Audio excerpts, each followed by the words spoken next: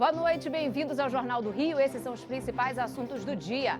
Vamos falar sobre protesto contra o corte de verbas na educação. Olha só as imagens ao vivo do Centro de Operações da Prefeitura, tomando ali o centro da cidade, bem próximo à Candelária nesse momento. Ainda temos informações sobre a vistoria que aconteceu hoje na Avenida Niemeyer. O laudo dessa perícia deve ser entregue à Justiça amanhã, que decide se mantém ou não a interdição da via. Seguimos falando sobre assaltos no metrô. Olha só, imagens flagram o momento em que usuários do metrô Uruguai, da estação Uruguai, que fica ali na Tijuca, são abordados por criminosos. A polícia já investiga esse caso. E ainda para hoje vamos falar sobre a liberação do alvará do Ninho do Urubu. O CT do Flamengo agora tem permissão para funcionar plenamente. Tudo isso e muito mais em 30 segundos no Jornal do Rio. Tô te esperando.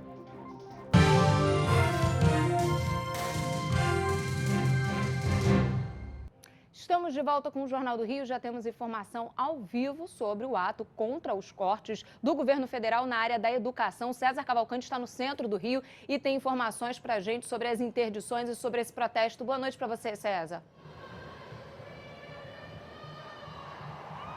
Oi, Thaís Dias. Boa noite a você, boa noite a todos. Pois é, mais um ato contra esses cortes promovidos pelo MEC na educação. Os manifestantes, então, que estavam desde as 3 horas da tarde em frente à Igreja da Candelária, foi ganhando corpo esse protesto, portanto, e agora eles bloqueiam todas as faixas da Avenida Presidente Vargas e seguem em direção à Cinelândia. Nós tivemos ato também no dia 23, mas bem pequeno, e teve um outro maior do último dia 15, em que os manifestantes seguiram em direção à Central do Brasil. Até houve confusão lá no final, o ônibus foi incendiado, a base do Centro Presidente foi atacada e agora a gente está vendo um reforço da polícia aqui, um aparato policial bastante expressivo. Os manifestantes, então, vão seguir pela Avenida Rio Branco em direção à Cinelândia. Neste momento, além dessa interdição viária aqui, a gente tem a linha 2 do VLT circulando no trecho entre Praia Formosa e Saara por conta da movimentação. A linha 1 segue com circulação entre a Praia Formosa e a Parada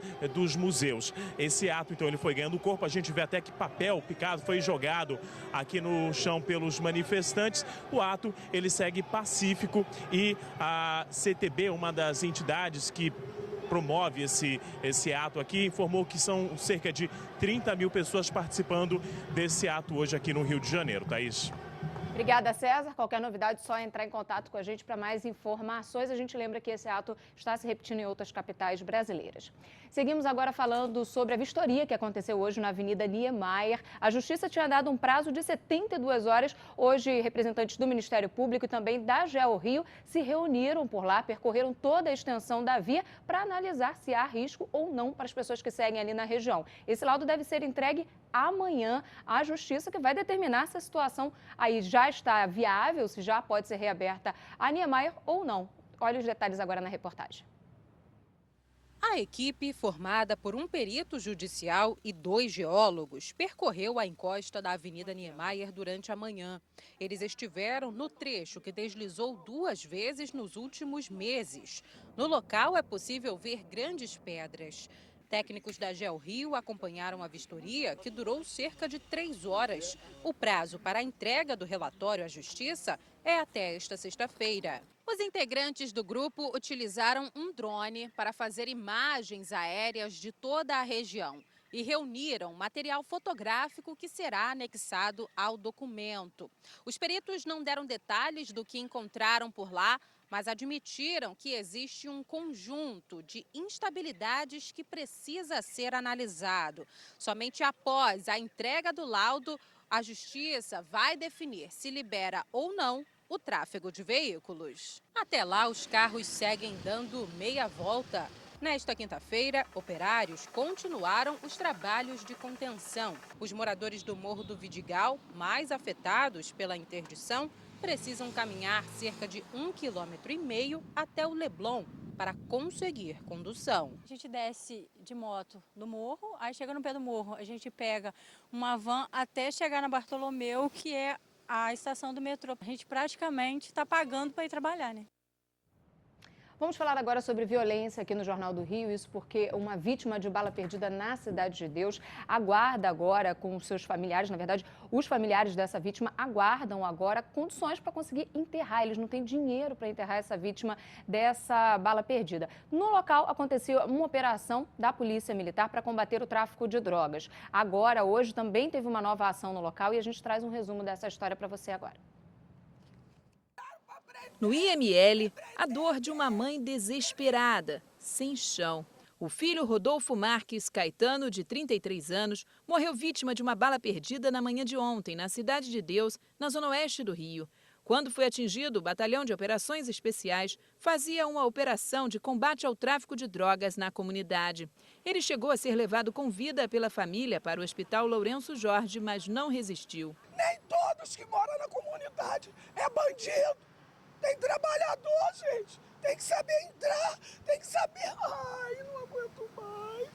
Familiares do Rodolfo contam que ele sempre trabalhou de carteira assinada, mas que já estava há algum tempo desempregado, fazendo apenas serviços temporários. E que ontem, quando foi baleado, ele havia acabado de sair para procurar um novo trabalho. Rodolfo, que era pai de 2 filhas, seria avô no próximo mês. A família não tem dinheiro para fazer o enterro. Eu sou pensionista. O exército só cobre a mim, que é pensão do meu pai. Era ex-combatente. Deixou para mim e minhas irmãs a pensão. Não cobre o enterro do meu filho. Eu não quero que meu filho seja enterrado como de gente. A noiva de Rodolfo também estava desolada. Ele é uma pessoa maravilhosa. Todo mundo gosta dele. A dor tá muito grande, tá muito forte. Eu não sei como é que vai ser de mim. A Polícia Militar esteve novamente hoje lá no local com o Batalhão de Operações Especiais e houve mais um confronto, não há registro de feridos na ação. A gente vai agora para um rápido intervalo e no próximo bloco vamos falar sobre a polícia que procura o criminoso que tem assaltado usuários do metrô na Estação Uruguai, ali na Tijuca. De volta com o Jornal do Rio e agora a gente fala sobre o viaduto que vai ligar a Ponte Rio-Niterói à linha vermelha. Essa obra deve ser entregue em dezembro e custou aproximadamente R$500 milhões, faz parte das obrigações contratuais da Ecoponte, que é a concessionária que administra a Ponte Rio-Niterói. A expectativa é de que por ali passem pelo menos 15 mil veículos por dia. A alça da Ponte Rio-Niterói, que vai ligar a região metropolitana à linha vermelha, deve ficar pronta até dezembro deste ano. Com a finalização das obras, a expectativa é de que 15 mil carros passem pela via todos os dias. Além dessa, uma segunda alça que vai ligar a Avenida Brasil, na altura de Manguinhos, até o Cais do Porto, também deve ser entregue em maio do ano que vem. Essa obra de R$500 bilhão que vai aliviar muito o trânsito que vai chegar na linha vermelha e o que vem da Avenida Brasil direto para cá. Hoje todo mundo sabe, véspera de feriado, é uma confusão danada, a gente vai acabar com isso. Vai melhorar para a ponte, para a concessionária e, sobretudo, para a população. 2 dias depois da inauguração do tomógrafo do Hospital Miguel Couto, na zona sul do Rio de Janeiro, o aparelho já apresentou defeito. O equipamento, avaliado em R$1.600.000, foi entregue na última segunda-feira pela Prefeitura do Rio de Janeiro. De acordo com a direção da unidade de saúde, o sistema do tomógrafo apresentou problemas técnicos e a empresa responsável pela fabricação já está realizando os reparos. Hora de mais informação ao vivo. A gente conversa agora com a Marcele Setúbal sobre uma investigação da polícia de um caso de estupro dentro da Universidade Federal Fluminense em Niterói. Esse caso que teria acontecido no campus do Gragoatá. Explica pra gente melhor essa história, Marcele. Boa noite.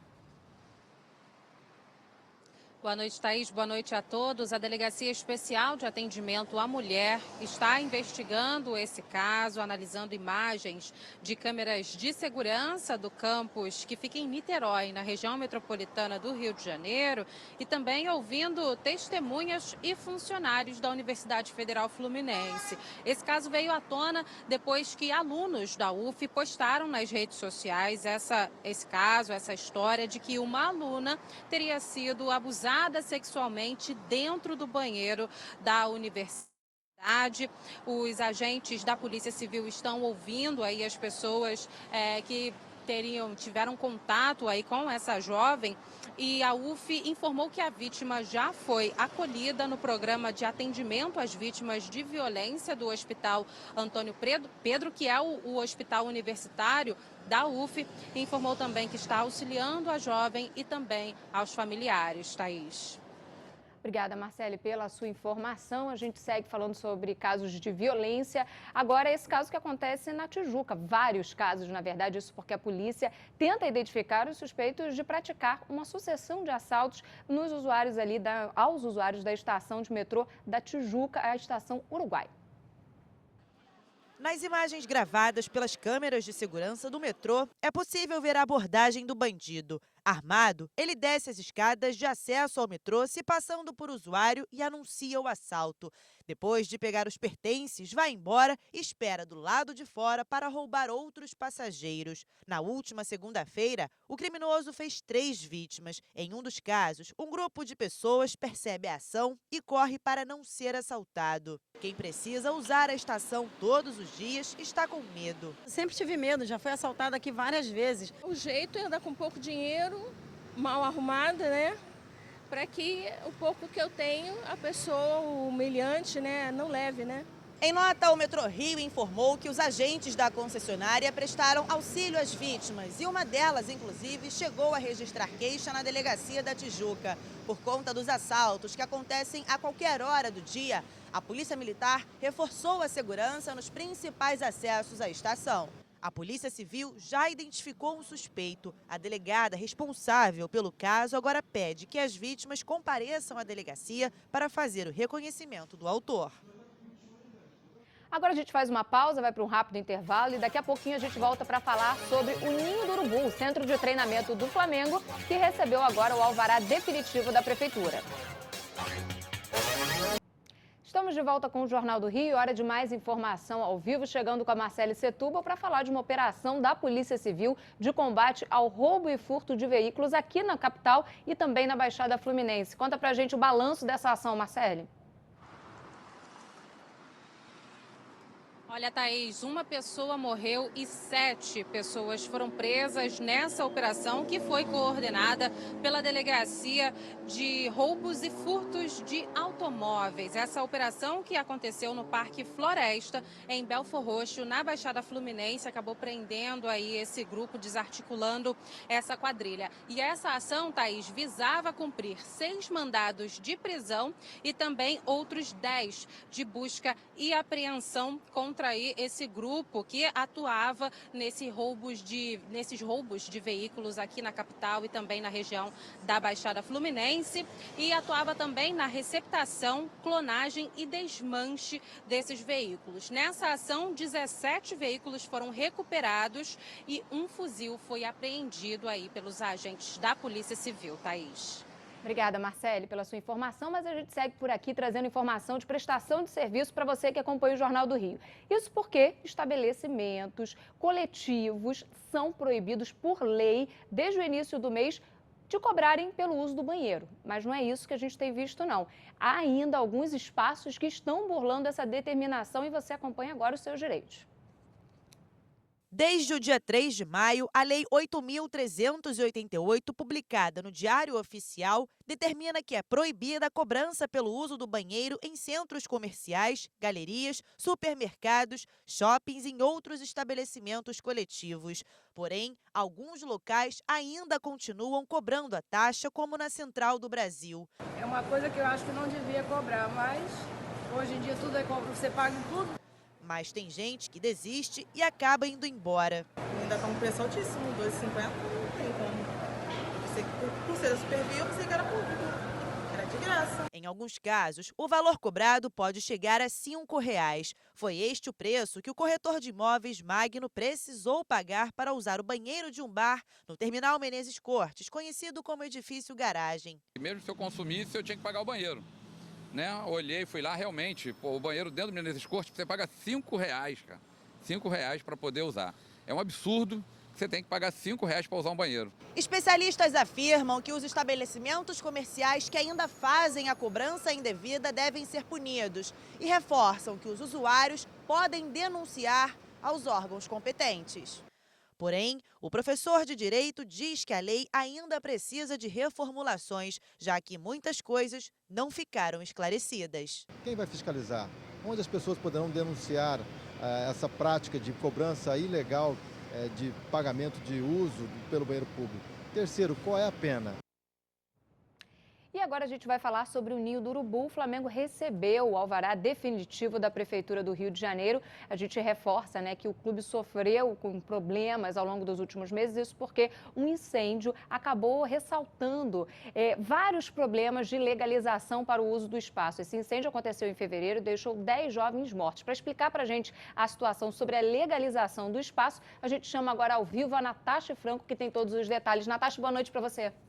Boa noite para você também, Thaís. Boa noite a todos. Esse alvará completo e definitivo é dado pela Prefeitura, Thaís, mas para que ele seja concedido, o clube precisa passar por outras vistorias, como, por exemplo, a do Corpo de Bombeiros. E aí, agora, o Flamengo, o CT do Flamengo, que fica ali em Vargem Grande, passou por todas essas vistorias e, portanto, conseguiu o alvará definitivo da Prefeitura para funcionamento. Isso significa, Thaís, que ali pode funcionar tanto como alojamento, quanto, por exemplo, para refeições, porque a própria cozinha do clube, que também estava fechada, já passou por vistoria e está liberada. Então, tanto os profissionais quanto os profissionais da base vão poder ficar ali no CT e pernoitar. A Justiça já tinha liberado o funcionamento do CT depois de um termo de ajustamento de conduta com o Ministério Público, Thaís. E o Ministério Público vai ficar acompanhando o funcionamento do CT para ver se todos esses direitos ali assinados vão ser cumpridos. Fundamental esse acompanhamento. Obrigada, Natasha. A gente vai para o intervalo e a seguir a gente fala sobre a vacinação contra a gripe. Hoje, mercados aderiram a essa campanha e imunizaram os clientes que fizeram as compras. Estamos de volta com o Jornal do Rio e agora a gente fala sobre a vacinação contra a gripe. Hoje, vários mercados se reuniram e fizeram uma ação com os clientes. Quem comprava na loja tinha direito à vacina. Quem veio fazer compras aqui nesse supermercado no centro do Rio de Janeiro teve uma surpresa. Posto de vacinação aqui, improvisado para vacina contra a gripe. Foram pelo menos 50 unidades cadastradas nesse mutirão organizado pela Secretaria Municipal de Saúde para ajudar a bater a meta da campanha de vacinação. Vale lembrar que o Rio de Janeiro é um dos estados com menor adesão à campanha. Até agora, apenas 55% do objetivo foi alcançado e a expectativa é que esse número cresça para 90%. Quem não conseguiu se vacinar hoje não precisa se preocupar. A campanha foi estendida, vai até o dia 15 de junho e as vacinas estarão sendo aplicadas em postos de saúde e nas clínicas da família, sempre de 8 horas da manhã às 5 horas da tarde. Vamos ver mais uma vez como é que está a situação no centro do Rio de Janeiro com aquele protesto contra o corte de verbas na educação que aconteceu em várias capitais e aqui no Rio de Janeiro, no centro da cidade. Aqui a gente vê Rio Branco com o Evaristo da Veiga, os estudantes que caminharam da Candelária e seguem agora em direção à Cinelândia. O protesto acontece de forma pacífica, inclusive com um reforço no patrulhamento por parte da Polícia Militar. Esses estudantes que se reuniram desde o início da tarde. Com essas informações eu me despeço por aqui. A gente tem um encontro marcado amanhã, às 10:07. Boa noite, até lá.